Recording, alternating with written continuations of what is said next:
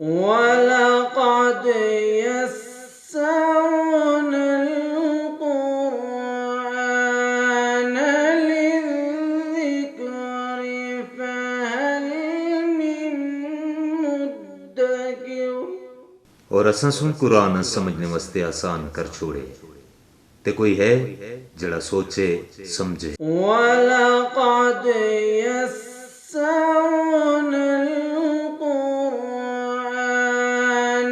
لِلذِّكْرِ فَهَلْ مِن مُّدَّكِرٍ۔ اور اساں سن قرآن سمجھنے واسطے آسان کر چھوڑے تے کوئی ہے جڑا سوچے سمجھے۔ نحمدہ و نصلی علی رسولہ الکریم، اما بعد فاعوذ باللہ من الشیطان الرجیم، بسم اللہ الرحمن الرحیم۔ ومن شر حاسد اذا حسد، سبحانک لا علم لنا الا ما علمتنا انک انت العلیم الحکیم، صدق اللہ مولانا العظیم۔ السلام علیکم ورحمۃ اللہ وبرکاتہ۔ ناظرین، پروگرام گلاں دین دیا نال میں مامن حنیف تساں دی خدمت وچ حاضر ہاں۔ حسد کی وجہ تو انسان کو جڑی مصیبت ملتی ہے، مصیبت لاحق ہوتی ہے، اس مصیبت ہوتا اللہ تعالی دی طرف کوئی اجر و ثواب نہیں ملتا، اور حاسد آدمی ہوتا اللہ عز و جل غصہ ہوتا ہے، اور اللہ تعالی حاسد آدمی ہوتا بہت زیادہ ناراض ہوتے ہیں۔ اور حسد کا ایک نقصان یہ ہوتا ہے کہ حسد دی وجہ تو اللہ عز و جل خیر اور روزی کے دروازے بند فرمانے، کہ حاسد آدمی ہوتا اللہ عز و جل خیر اور بھلائی دے اور اسی طرح روزی کے دروازے بند فرمانے۔ زبدۃ الواعظین ایک کتاب ہے، اس وچ لکھے دے کہ حاسد آدمی 8 قسم دیا مصیبتاں وچ مبتلا ہوتا ہے۔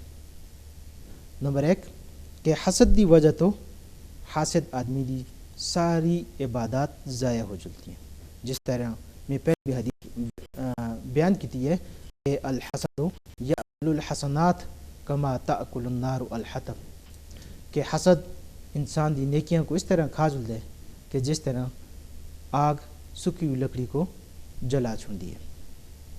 اور اسی طرح حسد کا ایک نقصان یہ ہے کہ آدمی گناہوں کا ارتکاب کر دے۔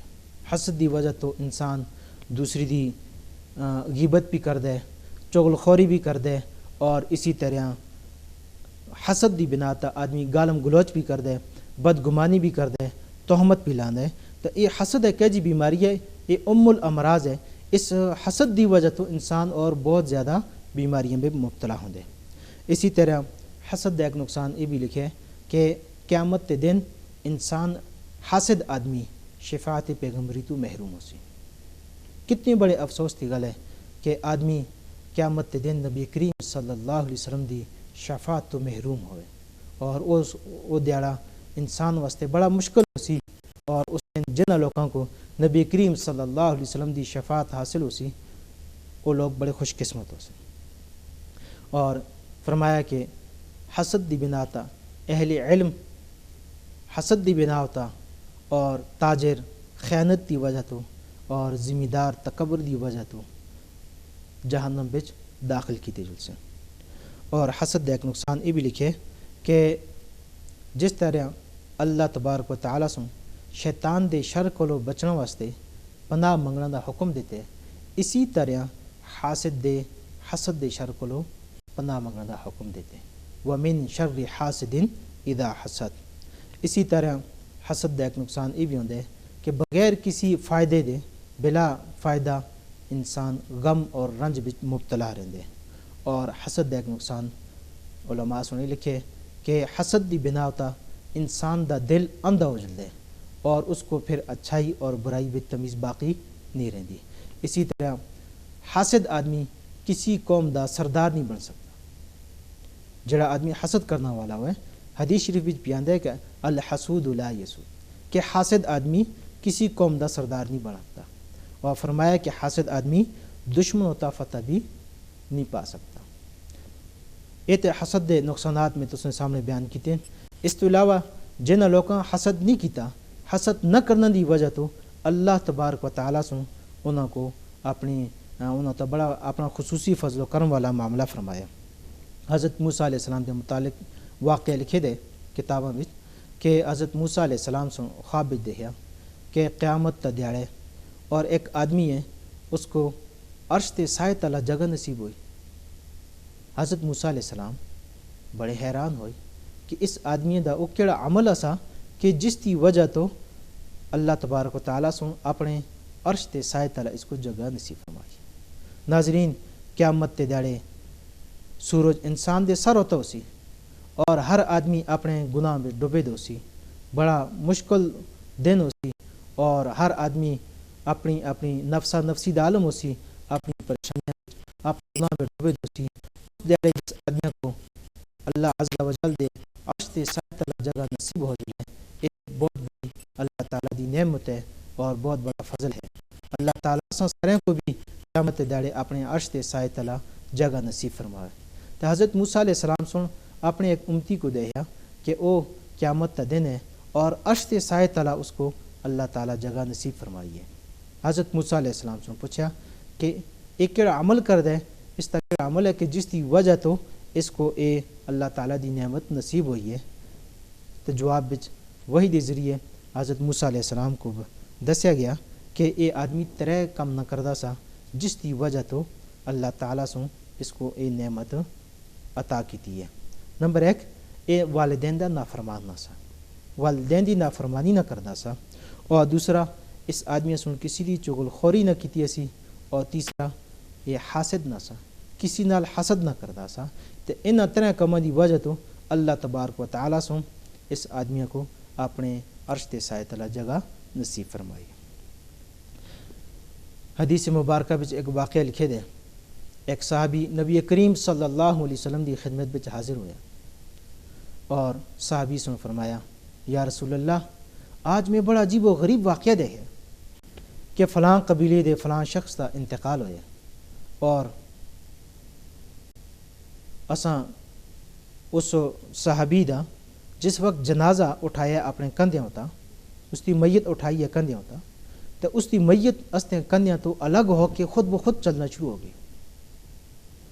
نبی کریم صلی اللہ علیہ وسلم سے جواب بچ ارشاد فرمایا، وہی دی ذریعے اللہ تعالیٰ علم دیتا کہ اے آدمی دو کم نہ کردہ سا، اس وجہ تو اس یہ واقعہ پیش آیا ہے اور اس کی جڑی میت کندھیاں تو ہٹ کے الگ خود بہت چل دی سی، وہ فرشتے اس آدمی دی میت کو لے کے جا رہے سے، اور وہ دو کمی ایسے کہ ایک یہ آدمی غرور نہ کردہ سا، متکبر نہ سا، اور دوسرا اس آدمی سے کسی نال حسد نہیں کردا۔